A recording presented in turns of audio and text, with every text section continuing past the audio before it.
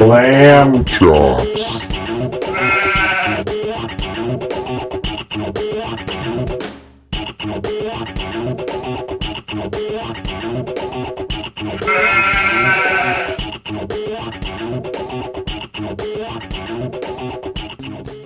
Today we're making herb and peppercorn lamb chops. Over here and get this. And then I marinade these with garlic, rosemary, and the red wine. I wish I was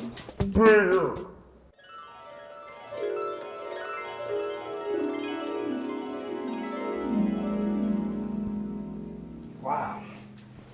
Now I'm bigger. A lot bigger. We're making herb and peppercorn crusted lamb chops.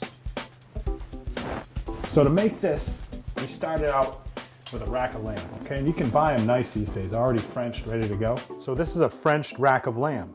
And the French part of it is removing all this fat and meat, like here, from this top part of each of these bones. It gives it a nice clean look, okay? And as it cooks, if this stuff was up here, really thin pieces of fat and bone would burn right to these bones. Otherwise, you have a much nicer looking finished product. Now I'm going to cut them into individual chops, okay? And they're real easy to cut because they have the chine and feather bone has been removed, so you just have this nice rib bone. So I'm going to cut them into individual chops. Petite lamb chop. And this is a pretty easy way to do it, but you can also cook the whole rack together. And then we'll put together our marinade. And the marinade is real simple: salt, pepper, and garlic, red wine, olive oil, right? And we'll get that together in a bowl here. All right. So I've got some olive oil, about a quarter cup. Same thing, about a quarter cup of red wine. All right. I'm going to take a couple cloves of garlic. Plan on doing a couple cloves per person, okay? And give them a quick little smash. Take that skin right off. See that? So 2 cloves per person. You know, the smaller you mince the garlic, the more flavor you're going to get out of it. So here we're going to give it a real nice chop. Okay? Slide it into your bowl, and always use the back of your knife. Keeps the edge sharp, right? If you use this side, you're going to dull that blade real quick. Don't forget your salt and pepper, because salt and pepper is essential to all parts of cooking, especially with lamb. Lamb really takes a lot of salt. So don't be afraid of it. Use it pretty liberally. Get it in there, all in there to coat.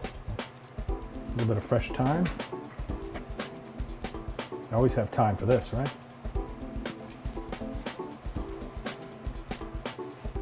And the thyme, you're just going to use the leaves. You don't need the stems. Stems have no flavor.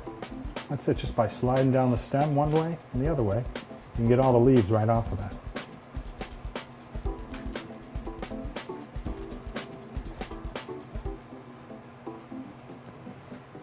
You want enough marinade in the bowl so you cover all the meat, okay? You want it all submerged. All right? You can take a piece of plastic, okay, and press it down into the bottom of the bowl. That way the marinade will come up along the sides and cover all your meat, okay? You can set that aside. Now, it's best to do it overnight, like I said, for 24 hours, but it'll also, if you're in a rush, you could do it on the counter, room temperature. When I say room temperature, I don't mean by the stove where it's too warm. Room temperature, you know, about 70 degrees. And in about 90 minutes, it'll be ready to go. So these have been marinating overnight. You can see they've really absorbed a lot of the flavor. So for our crust, it's real simple. I've got panko breadcrumbs, Japanese name, but the breadcrumbs don't have any crust on them, okay? So it's a nice, smooth, even texture. And I have some fresh thyme. It's always nice when you have thyme in your hands, isn't it? These layers of flavor are really neat. You'll taste differently when it's in a marinade or when it's in the crust, okay? In the marinade, flavors combine more with the garlic and the wine and the meat flavors. And in the crust, you'll have another layer of a similar taste, but it's going to be a brighter, more pungent flavor because it hasn't been sitting in that marinade and necessarily muddled with the other tastes. So we get some of that. We'll get some parsley. I like to use the flat parsley. I think it has a whole lot more flavor than the curly stuff. Curly stuff is more of a garnish, okay? And don't confuse the flat parsley, which has a similar shape, but it's a lot bigger, with cilantro. Cilantro has that same kind of spear-shaped leaf, okay? But this is flat Italian parsley. What we do is we pull the leaves off, and if you take them and kind of bunch them together and roll them up, they're a lot easier to chop.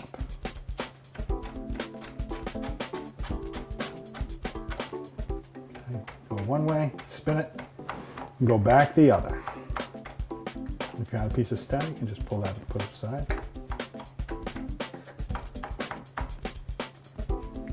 Right into our bowl.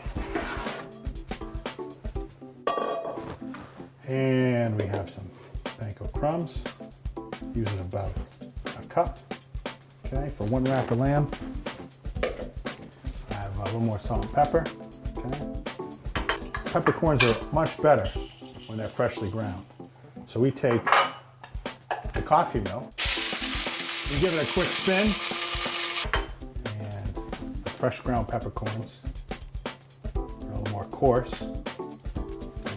It's nice when you hit, every once in a while, you hit a nice big chunk of peppercorn. It gives you that real spicy bite without burning your mouth. Okay, I'm going to mix it all together.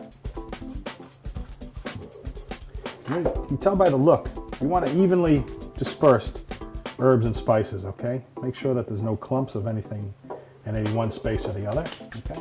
And then for these chops, we want to get, you want to keep the flavor on there, of course, but you don't want to have too much marinade. So I'm going to take these out.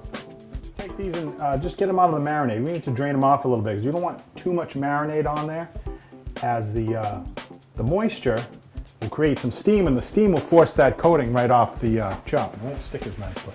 So you can just blot it gently though. You know, you don't want to wipe off all that flavor. Keep those garlic, that chopped garlic and the herbs and things on there, but if there's just a little excess moisture, we'll get rid of that, okay? They don't need to be dry.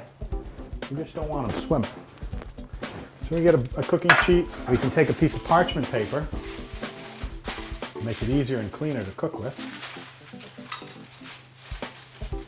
This works for everything from cookies to chops. It's almost like doing the old shake and bake, okay? You don't need to shake these, but this crust forms a protective coating as well as a tasty coating on each chop. So you'll be able to taste the different flavors from the inside as well as the crust. And the crust is working as a protector too. It sears and seals in all those juices, get it nice and brown and crusty in the oven. And really give you a nice tasty dish. And again, you see as I'm doing it, I'm holding on to the bone. The bone is, you want to keep it clean. If you keep that out of the crumbs, it'll stay nice and sharp looking. So just in a single layer on the cookie sheet, and each one has enough space to cook. Don't overcrowd them. You know, if you need to do 2 batches, if you're making for a lot of people, you can.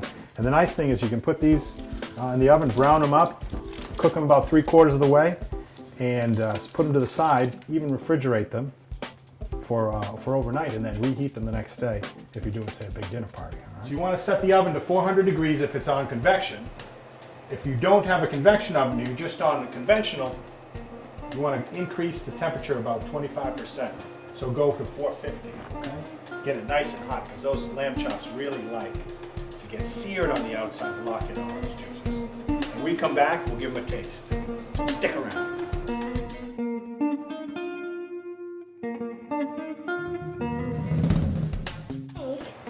Some special type of ice cream.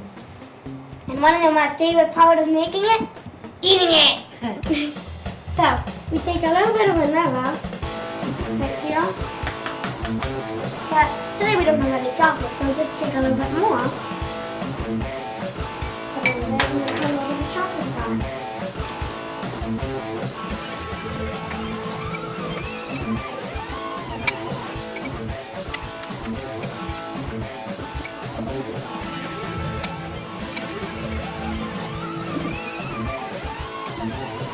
All you need is just vanilla ice cream and chocolate sauce, but chocolate ice cream you could use too.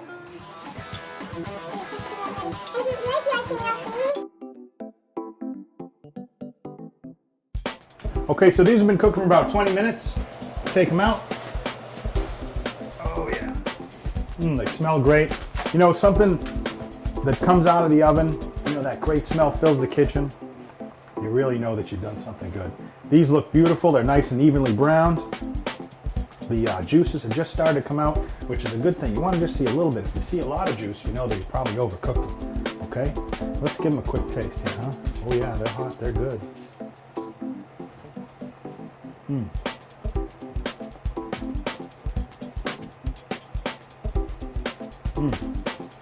they're tender.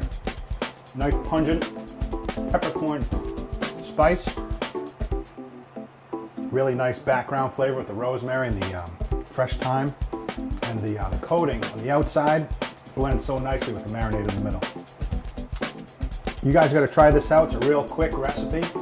You know, you can even call it elegant. It's pretty fancy, right? I'm cooking rack of lamb. But you see how easy it is. You guys can do it. I want you to try it out.